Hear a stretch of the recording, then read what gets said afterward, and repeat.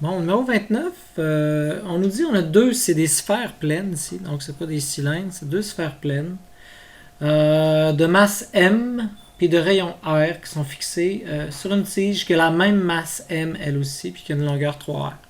Donc là j'ai M ici, j'ai M ici, j'ai M ici. La longueur de ça ici, on nous montre bien là, de cet endroit-là jusqu'à cet endroit-là, c'est-à-dire à l'endroit où c'est attaché, là, c'est 3R.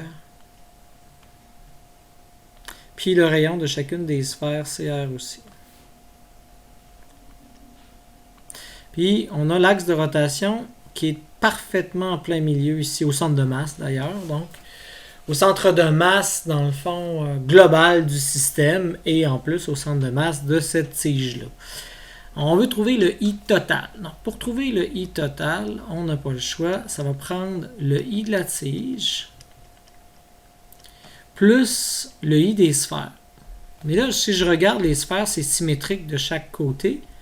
Donc, le I de une sphère, ben, ça va être la même chose que le I de l'autre sphère, puisque c'est symétrique de chaque côté en tant que tel. Fait que, ce que je vais faire, je vais faire deux fois le I d'une sphère à la place de le faire I de sphère et plus I de sphère. Bon, là maintenant, le I de la tige. Ben, puisque elle, c'est sur son centre de masse et c'est ça, ben on sait que je vais voir dans ma table, page 393, ou bien je m'en vais sur la feuille de formule que j'ai, et là je vois que c'est 1/12 ml carré pour ce qui est d'une tige.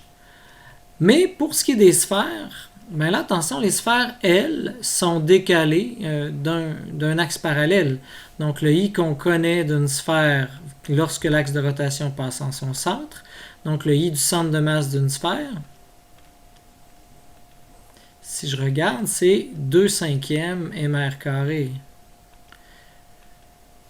Donc là, je me dis, bon, là, je me déplace d'un axe jusqu'à un nouvel axe de rotation qui est parallèle. Selon le théorème des axes parallèles, si je me déplace de H, ça fait donc I du centre de masse plus mh carré. Donc, si vous aimez mieux, ça fait 2/5 mr carré plus mh carré. Bon, là, c'est là qu'il faut que je raisonne mes choses. Donc, maintenant, que valait la valeur de L? L, c'était 3R, en fin de compte, ici. Hein, la longueur, c'est 3R. Donc, ça fait 1/12. M, puis là, c'est 3R au carré, en fin de compte. Ici, j'ai 2 fois 2/5 mr carré. C'est bien ça. Le R, c'est le même, R majuscule, mais plus mh carré. Mais H, quelle est la valeur de H? C'est-à-dire, ici, c'est la moitié de 3R plus un R pour me rendre au centre, hein, parce que je vais avoir ça comme ça, plus ça. Donc, ça fait 1,5 plus 1, ça fait 2,5 ou 5/2, là. 5/2 de R au carré. Donc, ça, c'est mon H là, qui est là. Bon, avec ça, je vois qu'avec toutes les M et toutes les R, je vais être capable de calculer quelque chose. Donc, je vais le faire. Donc, 3 au carré, ça fait 9/12.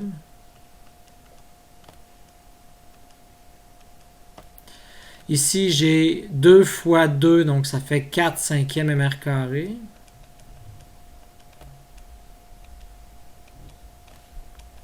Puis là, ici, ben, je vois j'ai 5 au carré, ça fait 25 quarts, donc 25 quarts. Wow.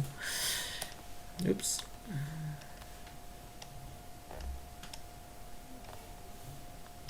Donc, ça me fait 25 quarts ou 12,5. Non, pas 25 quarts. 25 quarts fois 2, là, ça fait encore là 25/2. Donc ça fait 25 quarts, mais il ne faut pas oublier mon 2 qui va aller là. Donc ça fait 25/2. Donc fois RMR carré. Alors, en pitonnant, ça fait 12,5 plus 9/10, 0,9 plus 9/12, on arrive à 14,05 de mémoire. Là. MR carré. Donc 14,1 dans le Benson. Fait que ça ressemble à ça pour ce qui est de ce numéro-là. Assez classique.